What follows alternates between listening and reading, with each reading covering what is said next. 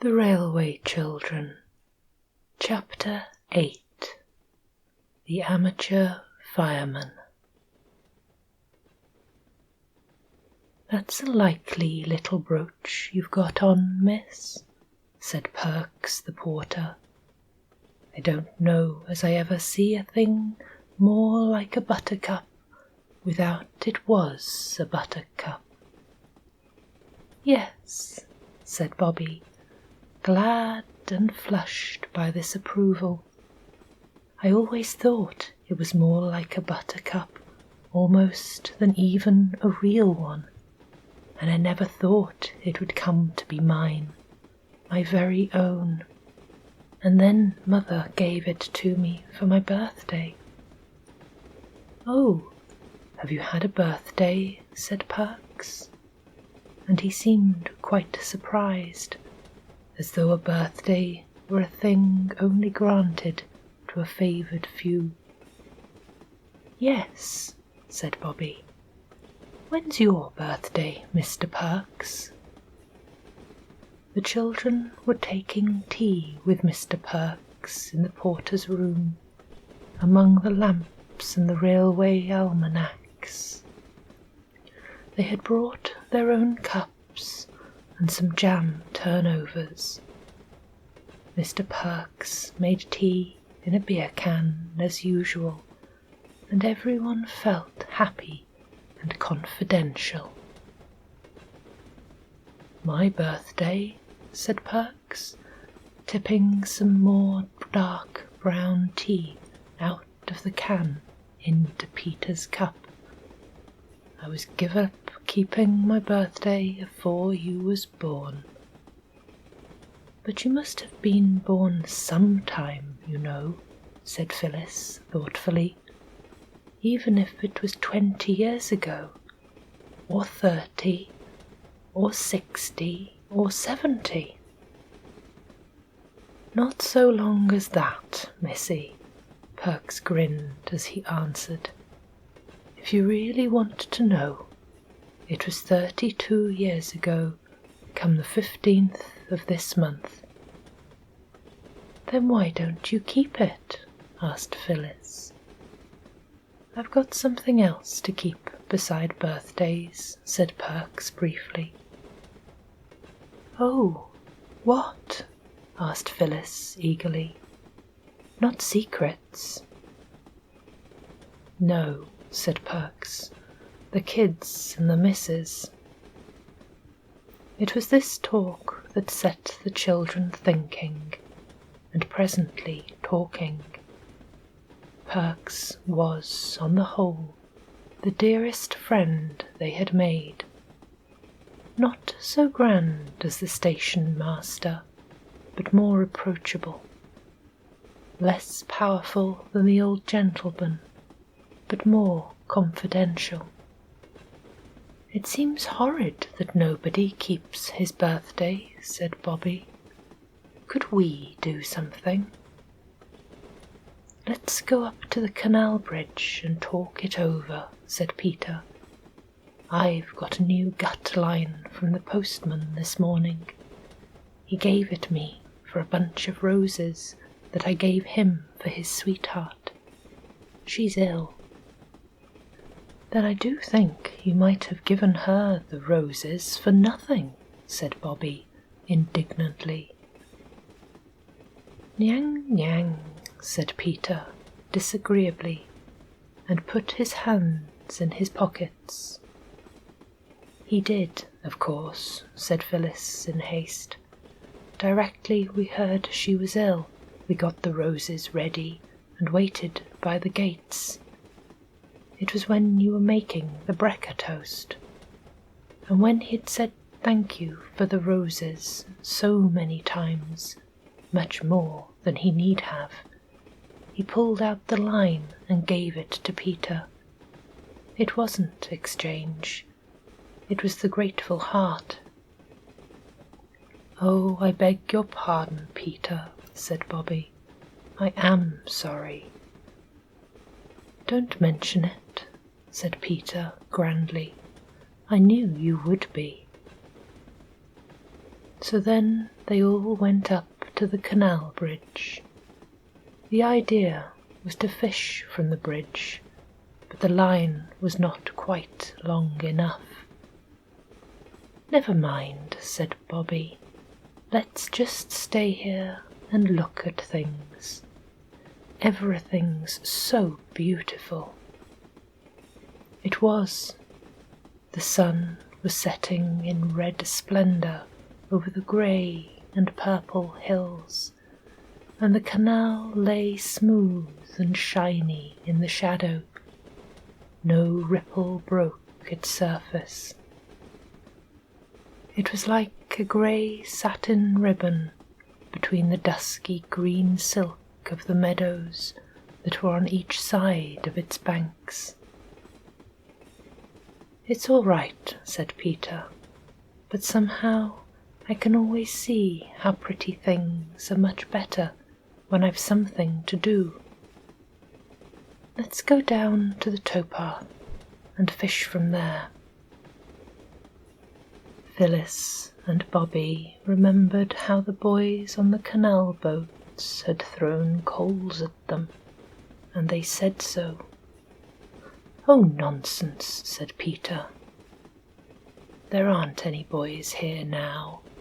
If there were, I'd fight them." Peter's sisters were kind enough not to remind him how he had not fought the boys when the coal had last been thrown. Instead, they said, "All right then," and cautiously climbed down the steep bank to the towing path. The line was carefully baited, and for half an hour they fished patiently and in vain. Not a single nibble came to nourish hope in their hearts. All eyes were intent on the sluggish waters that earnestly pretended they had never harboured a single minnow, when a loud rough shout made them start. "Hi!" said the shout, in a most disagreeable tones. "Get out of that, can't you?" An old white horse, coming along the towing path, was within half a dozen yards of them. They sprang to their feet and hastily climbed up the bank. "We'll slip down again when they've gone by," but alas, the barge, after the manner of barges, stopped under the bridge. "She's going to anchor," said Peter. "Just our luck." The barge did not anchor, because an anchor is not part of a canal boat's furniture, but she was moored with ropes fore and aft, and the ropes were made fast to the palings and to crowbars driven into the ground. "What are you staring at?" growled the bargee crossly. "We weren't staring," said Bobby. "We wouldn't be so rude." "Rude be blessed," said the man. "Get along with you." "Get along yourself," said Peter. He remembered what he had said about fighting boys, and besides, he felt safe halfway up the bank. "We've as much right to be here as anyone else." "Oh, have you indeed?" said the man. "We'll soon see about that." And he came across the deck and began to climb down the side of his barge. "Oh, come away, Peter, come away," said Bobby and Phyllis in agonized unison. "Not me," said Peter, "but you'd better." The girls climbed to the top of the bank and stood ready to bolt for home as soon as they saw their brother out of danger. The way home lay all downhill, They knew that they all ran well. The bargee did not look as if he did. He was red-faced, heavy and beefy. But as soon as his foot was on the towing path, the children saw they had misjudged him. He made one spring up the bank and caught Peter by the leg, dragging him down, set on his feet with a shake, took him by the ear and said sternly, "Now then, what do you mean by it? Don't you know these 'ere waters is preserved? You ain't no right catching fish here. Not to say nothing of your precious cheek." Peter was always proud afterwards when he remembered that, with the bargee's furious fingers tightening on his ears, the bargee's crimson countenance close to his own, the bargee's hot breath on his neck, he had the courage to speak the truth. "I wasn't catching fish," said Peter. "That's not your fault, I'll be bound," said the man, giving Peter's ear a twist. Not a hard one, but still a twist. Peter could not say that it was. Bobby and Phyllis had been holding on to the railings above and skipping with anxiety.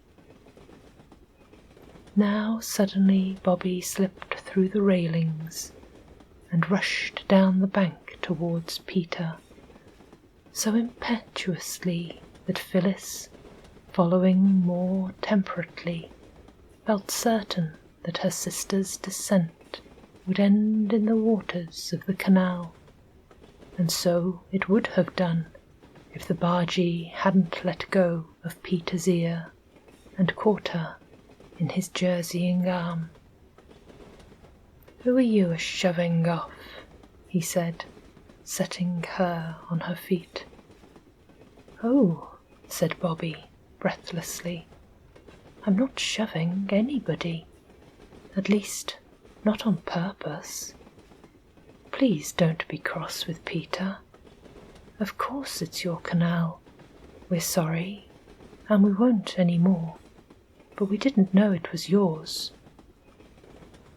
"Go along with you," said the bargee. "Yes, we will. Indeed we will," said Bobby earnestly. "But we do beg your pardon, and really we haven't caught a single fish. I'd tell you directly if we had. Honour bright I would." She held out her hands, and Phyllis turned out her little empty pocket to show that really they hadn't any fish concealed about them. "Well," said the bargee more gently, "cut along then, and don't you do it again, that's all." The children hurried up the bank. "Chuck us a coat, Maria," shouted the man, and a red-haired woman in a green plaid shawl came out from the cabin door with a baby in her arms and threw a coat to him. He put it on, climbed the bank, and slouched along across the bridge towards the village. "You'll find me up at the Rose and Crown when you've got the kid to sleep," he called to her from the bridge. When he was out of sight, the children slowly returned. Peter insisted on this. "The canal may belong to him," he said, "though I don't believe it does. But the bridge is everybody's. Dr. Forrest told me it's public property, and I'm not going to be bounced off the bridge by him or anyone else, so I tell you." Peter's ear was still sore, and so were his feelings. The girls followed him as gallant soldiers might follow the leader of a forlorn hope. "I do wish you wouldn't," was all they said. "Go home if you're afraid," said Peter. "Leave me alone. I'm not afraid." The sound of the man's footsteps died away along the quiet road. The peace of the evening was not broken by the notes of the sedge warblers, or by the voice of the woman in the barge, singing her baby to sleep. It was a sad song she sang, something about Bill Bailey and how she wanted him to come home. The children stood leaning their arms on the parapet of the bridge. They were glad to be quiet for a few minutes, because all three hearts were beating much more quickly. "I'm not going to be driven away by any old bargeman, I'm not," said Peter thickly. "Of course not," Phyllis said soothingly. "You didn't give in to him. So now we might go home, don't you think?" "No," said Peter. Nothing more was said till the woman got off the barge, climbed the bank, and came across the bridge. She hesitated, looking at the three backs of the children, and then she said, "Ahem." Peter stayed where he was, but the girls looked round. "You mustn't take no notice of my Bill," said the woman. "His bark's worse than his bite. Some of the kids down Farley way is terrors. It was them put his back up, calling out about who ate the puppy pie under the Marlow Bridge." "Who did?" asked Phyllis. "I dunno," said the woman. "Nobody don't know. But somehow, I don't know why, nor the wherefore of it, them words is poison to a barge master.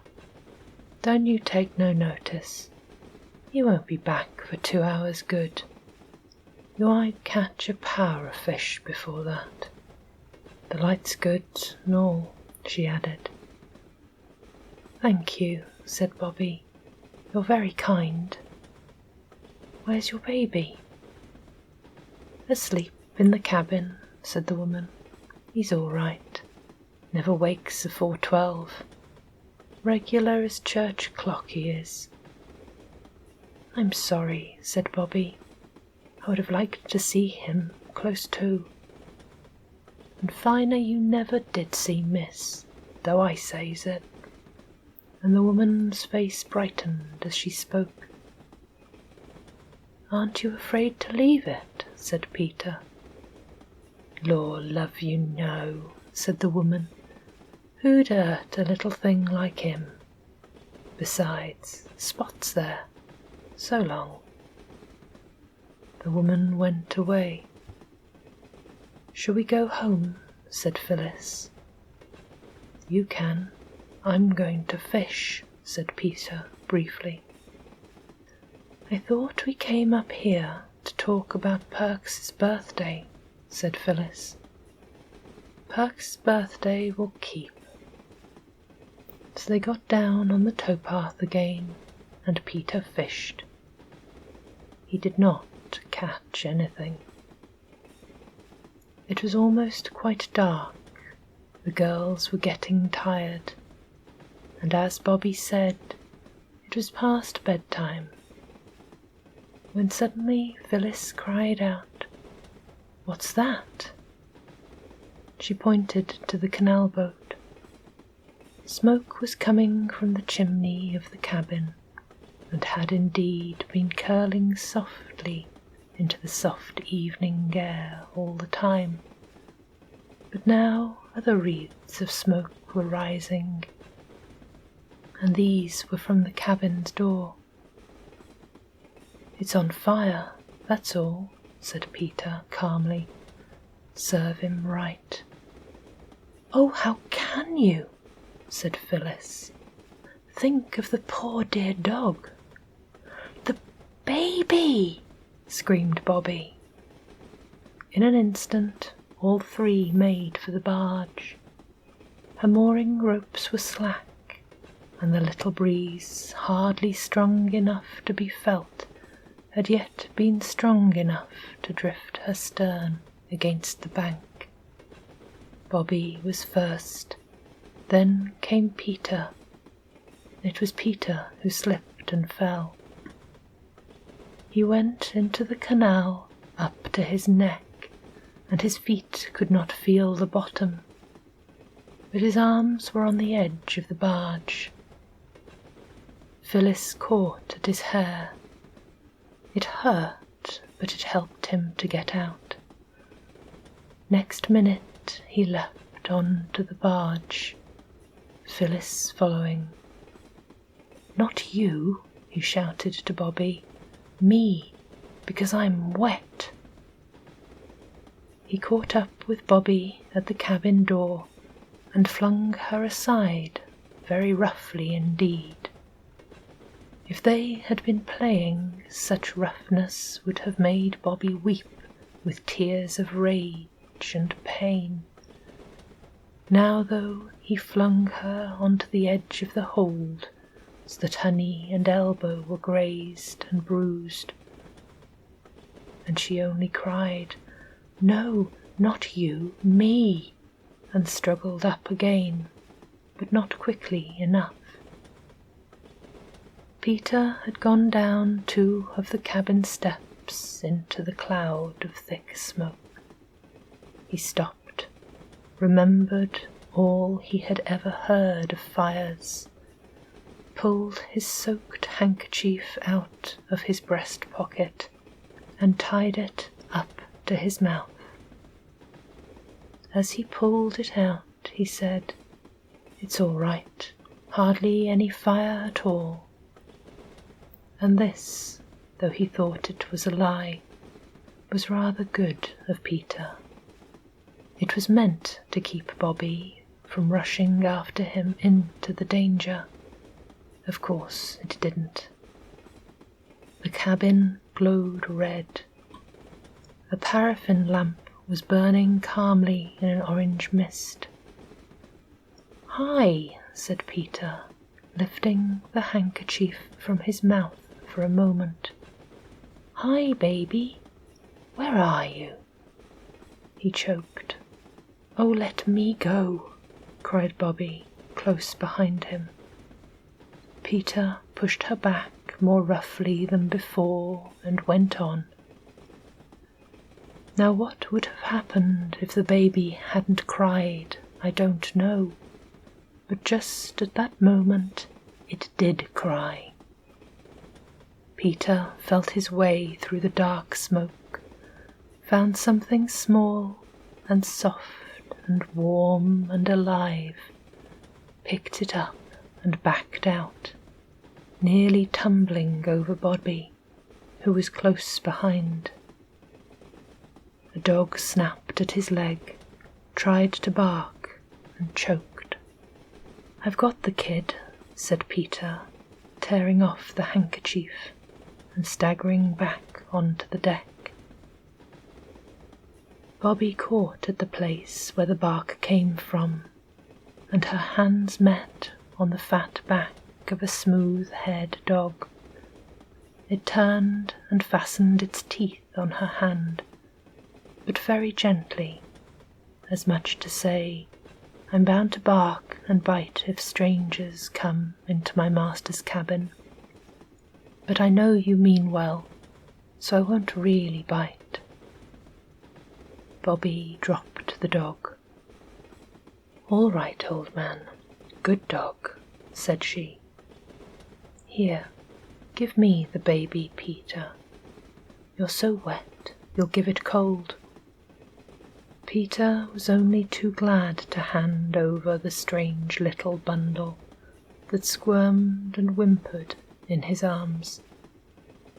"Now," said Bobby quickly, "you run straight to the Rose and Crown and tell them. Phil and I will stay here with the precious. Hush, then a dear, a duck, a darling. Go now, Peter, run." "I can't run in these things," said Peter firmly. "They're as heavy as lead. I'll walk." "Then I'll run," said Bobby. "Get on the bank, Phil, and I'll hand you the deer." The baby was carefully handed. Phyllis sat down on the bank and tried to hush the baby.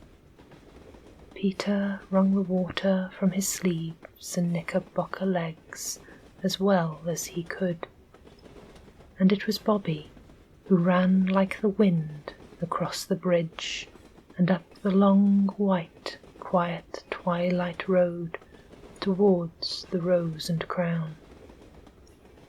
There was a nice old-fashioned room at the Rose and Crown, where the bargees and their wives sit of an evening, drinking their supper beer, and toasting their supper cheese at a glowing basketful of coals that sticks out into the room under a great hooded chimney, and it's warmer and prettier and more comforting than any other fireplace I ever saw. There was a pleasant party of barge people around the fire. You might not have thought it pleasant, but they did, for they were all friends or acquaintances, and they liked the same sort of things, and talked the same sort of talk. This was the real secret of pleasant society. The bargee, Bill, whom the children had found so disagreeable, was considered excellent company by his mates. He was telling a tale of his own wrongs, always a thrilling subject. It was his barge he was speaking about. And he sent down word paint her inside out, not naming no colour, d'ye see. So I gets a lot of green paint, and I paints her stern to stern, and I tells yer she looked A1. Then he comes along and he says, "What you paint her all one colour for?" he says. And I says I, "'Cause I thought she looked first rate," says I. And I think so still. And he says, "Do ya? Then you can just pay for the bloomin' paint yourself," says he. And I had to, too. A murmur of sympathy ran round the room. Breaking noisily in on it came Bobby. She burst open the swing door and cried breathlessly, "Bill, I want Bill, the bargeman." There was stupefied silence. Pots of beer were held in mid-air, paralysed on their way to thirsty mouths. "Oh," said Bobby, seeing the bargewoman and making for her. "Your barge cabin's on fire. Go quickly." The woman started to her feet and put a big red hand to her waist on the left side, where your heart seems to be when you're frightened or miserable. "Reginald Horace!" she cried in a terrible voice. "My Reginald Horace!" "All right," said the Bobby. "If you mean the baby, got him out safe, dog too." She had no breath for more, except, "Go on, it's all right." Then she sank on the alehouse bench and tried to get that breath of relief after running, which people call the second wind, but she felt as though she would never breathe again. Bill the bargee rose slowly and heavily, but his wife was 100 yards up the road before he had quite understood what was the matter. Phyllis, shivering by the canal side, had hardly heard the quick approaching feet before the woman had flung herself on the railing, rolled down the bank, and snatched the baby from her. "Don't," said Phyllis reproachfully. "I just got him to sleep." Bill came up later, talking in a language with which the children were wholly unfamiliar. He leapt onto the barge and dipped up pails of water. Peter helped him, and they put out the fire. Phyllis, the bargewoman, and the baby, and presently Bobby too, cuddled together in a heap on the bank. "Lord help me if it was me left anything as could catch a light," said the woman again and again. But it wasn't she. It was Bill the bargeman, who had knocked his pipe out, and the red ash had fallen on the hearth rug and smouldered there, and at last broken into flame. Though a stern man, he was just. He did not blame his wife for what was his own fault, as many bargemen and other men too would have done. Mother was half wild with anxiety when at last the 3 children turned up at 3 Chimneys, all very wet by now, for Peter seemed to have come off on the others.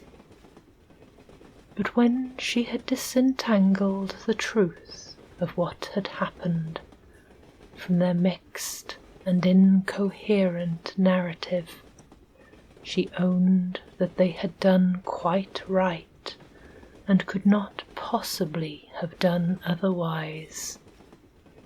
Nor did she put up any obstacles in the way of their accepting the cordial invitation with which the bargeman had parted from them. "You be here at 7 tomorrow," he said, "and I'll take you the entire trip to Farley and back, so I will, not a penny to pay. 19 locks." They did not know what locks were, but they were at the bridge at 7, with cheese and bread and a half soda cake, and quite a quarter of a leg of mutton in a basket. It was a glorious day. The old white horse strained at the ropes. The barge glided smoothly and steadily through the still water. The sky was blue overhead. Mr. Bill was as nice as anyone could possibly be. No one would have thought that he could be the same man who had held Peter by the ear. As for Mrs. Bill, she had always been nice, as Bobby said, and so had the baby, and even Spot, who might have bitten them quite badly if he had liked. "It was simply ripping, Mother," said Peter when they reached home, very happy, very tired, and very dirty. "Right over that glorious aqueduct, and locks, you don't know what they're like. You sink into the ground, and then, when you feel you're never going to stop going down. 2 great black gates open, slowly, slowly, and you go out, and there you are on the canal, just like you were before." "I know," said Mother. "There are locks on the Thames. Father and I used to go on the river at Marlow before we were married. And the dear, darling, ducky baby," said Bobby. "It let me nurse it for ages and ages. It was so good, Mother. I wish we had a baby to play with." "And everybody was so nice to us," said Phyllis. "Everybody we met. And they say we may fish whenever we like. And Bill is going to show us the way next time he's in these parts. He says we don't know really." "He said you don't know," said Peter.